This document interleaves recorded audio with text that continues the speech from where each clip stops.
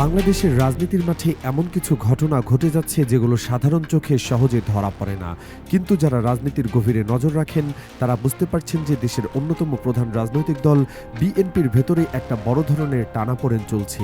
এই টানাপোড়েন কোনো সাধারণ ক্ষমতার লড়াই নয়, এটা আকীদাগত, মতাদর্শগত এবং একাত্তরের চেতনা নিয়ে এক গভীর বিভাজনের ইঙ্গিত। গত কয়েক সপ্তাহ ধরে বিএনপির শীর্ষ নেতৃত্বের মধ্যে যে বিতর্ক চলছে সেটা নিয়ে রাজনৈতিক মহলে নানা জল্পনা কল্পনা শুরু হয়েছে। একদিকে দলের ভারপ্রাপ্ত চেয়ারম্যান তারেক রহমান এবং মহাসচিব মির্জা ফখরুল ইসলাম আলমগীর একাত্তরের মুক্তিযুদ্ধের চেতনা নিয়ে কথা বলছেন, অন্যদিকে দলের স্থায়ী কমিটির সদস্য সালাউদ্দিন আহমেদ সম্পূর্ণ ভিন্ন সুরে কথা বলছেন। এই দুই ধারার মধ্যে যে পার্থক্য সেটা এখন আর লুকিয়ে রাখা সম্ভব হচ্ছে না। সালাউদ্দিন আহমেদ নামটি বাংলাদেশের রাজনীতিতে নতুন নয়, তাকে নিয়ে নানা সময় নানা আলোচনা হয়েছে। কেউ তাকে চেনেন এস আলম সালাউদ্দিন নামে, কেউ বলেন শিলং সালাউদ্দিন, আবার কেউ কেউ তার ঘুম নাটকীয় সালাউদ্দিন বলেও ডাকেন। মাছের ঘের দখল, চিংড়ি ঘের নিয়ন্ত্রণ, এমনকি ইয়াবা ব্যবসার সাথে সম্পৃক্ততার অভিযোগও তার বিরুদ্ধে উঠেছে বিভিন্ন সময়ে। এগুলো তার পুরনো পরিচয়, কিন্তু এখন নতুন একটা পরিচয় সামনে আসছে যেটা রাজনৈতিক বিশ্লেষকদের চোখ কপালে তুলে দিচ্ছে। সালাউদ্দিন আহমেদের চেহারার দিকে যদি একটু মনোযোগ দিয়ে তাকানো যায় তাহলে একটা বিষয় চোখে পড়বে, তার মুখে দাড়ি নেই, মোচও নেই। এখন প্রশ্ন হলো, যারা নিয়মিত দাড়ি শেভ করেন তাদের মুখে মাঝে মাঝে দাড়ি গজিয়ে ওঠে, কিন্তু সালাউদ্দিন আহমেদের ক্ষেত্রে এই ঘটনা দেখা যায় না। একদম ক্লিন শেভড মুখ, যেন জীবনে কোনোদিন দাড়ি গজায়নি। এই প্রসঙ্গে একটা কথা প্রচলিত আছে যে এক প্রকার তেল নাকি পাওয়া যায় যেটা ব্যবহার করলে দাড়ি আর ওঠে না, স্থায়ীভাবে ক্লিন শেভড থাকা যায়। মরার আগ পর্যন্ত হাসপাতালে অসুস্থ হয়ে পড়ে থাকলেও দাড়ি গজাবে না। এই কথার সত্যতা যাচাই করা কঠিন, কিন্তু সালাউদ্দিন আহমেদের মুখ দেখলে মনে হয় তিনি হয়তো এই তেল ব্যবহার করেছেন। এখন প্রশ্ন হলো, একজন মুসলমানের জন্য দাড়ি রাখা সুন্নত। অনেকেই তরুণ বয়সে দাড়ি কাটেন, কিন্তু বয়স বাড়ার সাথে সাথে দাড়ি রাখেন। ডক্টর খন্দকার মোশাররফ হোসেন, মঈন খান এদের দিকে তাকালে দেখা যায় সুন্দর দাড়ি রেখেছেন, কিন্তু সালাউদ্দিন আহমেদ, মির্জা ফখরুল এদের মুখে দাড়ির চিহ্ন খুঁজে পাওয়া যায় না। আওয়ামী লীগের সময়ে এমন অনেক নেতা ছিলেন যাদের মুখে দাড়ি দেখা যেত না। আব্দুল হামিদ, সুরঞ্জিত সেনগুপ্ত, জিল্লুর রহমান এদের কথা মনে করুন। এদের জীবনে দাড়ি ওঠেনি বলে মনে হতো, কারণ যারা মাঝে মাঝে দাড়ি শেভ করেন তাদের মুখে কখনো কখনো বড় বা ছোট দাড়ি দেখা যায়, কিন্তু এদের ক্ষেত্রে সেটা কখনোই দেখা যায়নি। এখন মজার বিষয় হলো, এই দাড়িবিহীন সালাউদ্দিন আহমেদকে মাঝে মাঝে রাস্তার মধ্যে টুপি মাথায় দিয়ে নামাজ পড়তে দেখা যায়। নির্বাচনী প্রচারণার জন্য যখন যান তখনও টুপি মাথায় দেন। এটাকে যদি বিশ্লেষণ করা হয় তাহলে এটাকে বলা যায় পারফেক্ট ধর্ম ব্যবসা। তাহলে সালাউদ্দিন আহমেদের নতুন পরিচয় দাঁড়াচ্ছে ধর্ম ব্যবসায়ী সালাউদ্দিন আহমেদ। ধর্ম ব্যবসা আসলে কত প্রকার এবং কি কি, এটা বুঝতে হলে বিএনপির দিকে তাকাতে হবে। নির্বাচন আসলে অনেক নেতার মাথায় টুপি দেখা যায়, বিসমিল্লাহ, আলহামদুলিল্লাহ, ইনশাআল্লাহ এসব শব্দ তখন মুখে মুখে ঘুরে বেড়ায়, কিন্তু সারা বছর এদের মসজিদের ধারের কাছেও পাওয়া যায় না। মির্জা ফখরুলের কথাই ধরুন, তিনি এমনিতে নামাজ রোজার পাবন্দ নন বলে অনেকের ধারণা, কিন্তু নির্বাচন আসলে মাঝে মাঝে টুপি মাথায় দেন। এটা আসলে কেমন যেন অদ্ভুত লাগে। রাশেদ খান মেনন বা হাসানুল হক ইনু এদের মাথায় টুপি দেখলে যেরকম অদ্ভুত লাগতো অনেকটা সেরকমই। এখন জামায়াত বা ইসলামী দলের নেতাদের কথা যদি ভাবা যায় তাহলে দেখা যাবে যে তারা ৩৬৫ দিন একই চরিত্রের। যারা টুপি পরেন তারা সবসময় পরেন, যারা পরেন না তারা নির্বাচনের সময়ও পরেন না। শিশির মনিরের কথা ধরুন, তিনি মাঝে মাঝে টুপি পরেন, কিন্তু তাকে আলাদাভাবে ধর্মভিন্ন শাস্তে হয় না, কারণ সবাই জানে তিনি একজন আলেম। হয়তো বড় মুফতি বা মুহাদ্দিস নন, কিন্তু তার ইলম আছে এটা সবাই জানে। ৫ ওয়াক্ত নামাজ পড়েন এটাও সবার জানা। কিন্তু সালাউদ্দিন আহমেদের ক্ষেত্রে বিষয়টা সম্পূর্ণ আলাদা। ফর্সা মানুষ, দাড়ির কোনো চিহ্ন নেই, বয়স হয়েছে, চামড়া ঝুলে গেছে, কিন্তু মাঝে মাঝে রাস্তায় নামাজ পড়েন।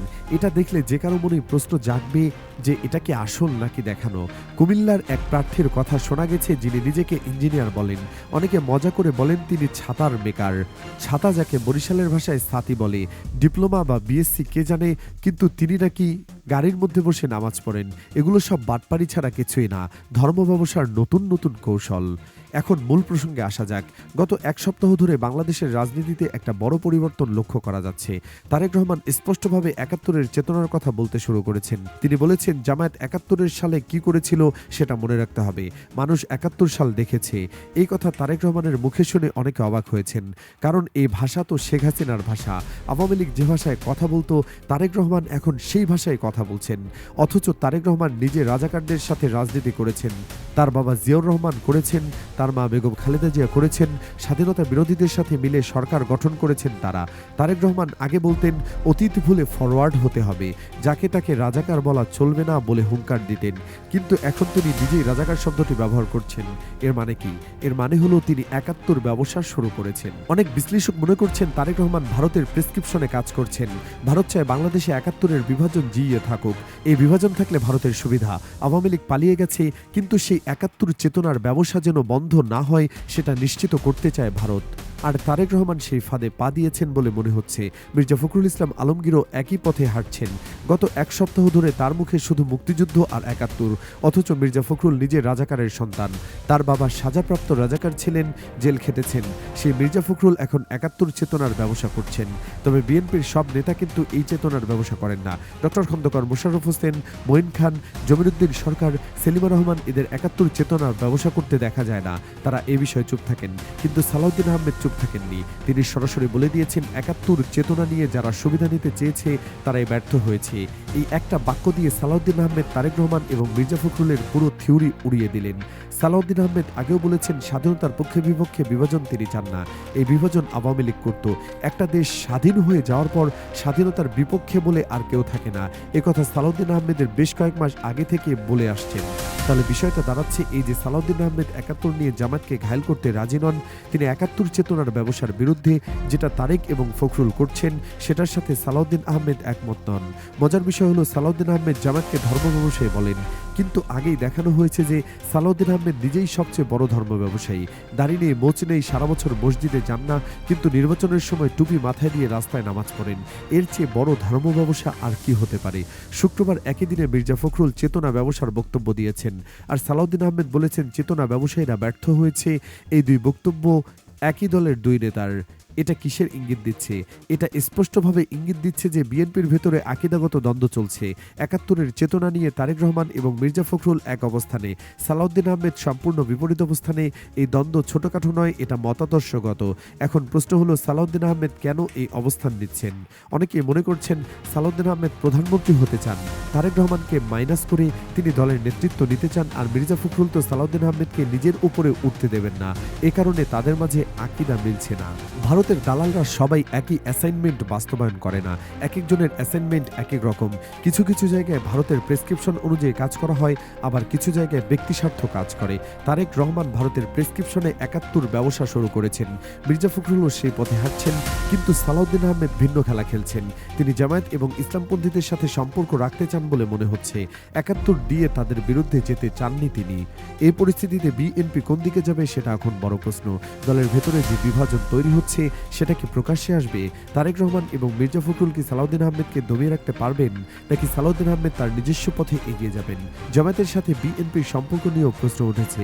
তারেক রহমান যদি ৭১ দিয়ে জামায়াতকে আক্রমণ করেন, তাহলে জামায়াত কি বিএনপির সাথে থাকবে? ইসলামপন্থী ভোটাররা কি বিএনপিকে সমর্থন করবে? এই প্রশ্নগুলোর উত্তর এখনো স্পষ্ট নয়। কিন্তু একটা বিষয় স্পষ্ট যে বিএনপির ভেতরে একটা বড় ধরনের দ্বন্দ্ব চলছে। এই দ্বন্দ্ব শুধু ক্ষমতার নয়, এটা আদর্শের। ৭১কে কিভাবে দেখা হবে, জামায়াতের সাথে সম্পর্ক কি হবে, ধর্মকে রাজনীতিতে কিভাবে ব্যবহার করা হবে, এসব বিষয়ে দলের নেতাদের মধ্যে মতপার্থক্য প্রকট হয়ে উঠেছে। সালাউদ্দিন আহমেদ হয়তো ভাবছেন ৭১ ব্যবসা করে আওয়ামী লীগ শেষ পর্যন্ত টিকতে পারেনি, তাহলে বিএনপি কেন সেই পথে যাবে? কিন্তু তারেক রহমান এবং মির্জা ফখরুল হয়তো ভাবছেন ৭১ ব্যবসা না করলে ভারতকে খুশি রাখা যাবে না, ভারতের সমর্থন ছাড়া ক্ষমতায় যাওয়া কঠিন। এই দুই ভাবনার মধ্যে কোনটা জিতবে সেটা সময় বলে দেবে। কিন্তু এই মুহূর্তে বিএনপির ভেতরে যে টানাপোড়েন চলছে সেটা দলের জন্য শুভ সংকেত নয়। একটা দলের নেতারা যদি মতাদর্শগতভাবে এক না থাকেন, তাহলে সেই দল শক্তিশালী হতে পারে না। বাংলাদেশের রাজনীতি এখন একটা ক্রান্তিকালে আছে। আওয়ামী লীগ ক্ষমতা থেকে চলে গেছে। এখন দেশ কোন দিকে যাবে সেটা নির্ভর করছে বিএনপি এবং অন্যান্য দলের ওপর। কিন্তু বিএনপি যদি নিজেদের ভেতরের দ্বন্দ্ব সামলাতে না পারে, তাহলে তারা দেশকে নেতৃত্ব দিতে পারবে কিনা সেটা নিয়ে সন্দেহ থেকে যাচ্ছে। তারেক রহমান, মির্জা ফখরুল এবং সালাউদ্দিন আহমেদ তিনজনই বিএনপির গুরুত্বপূর্ণ নেতা, কিন্তু তাদের মধ্যে যে আকীদাগত পার্থক্য সেটা যদি না মেটে, তাহলে দলের ভবিষ্যৎ অনিশ্চিত হয়ে পড়বে। সামনের দিনগুলোতে এই দ্বন্দ্ব কোন দিকে মোড় নেয় সেটাই দেখার বিষয়।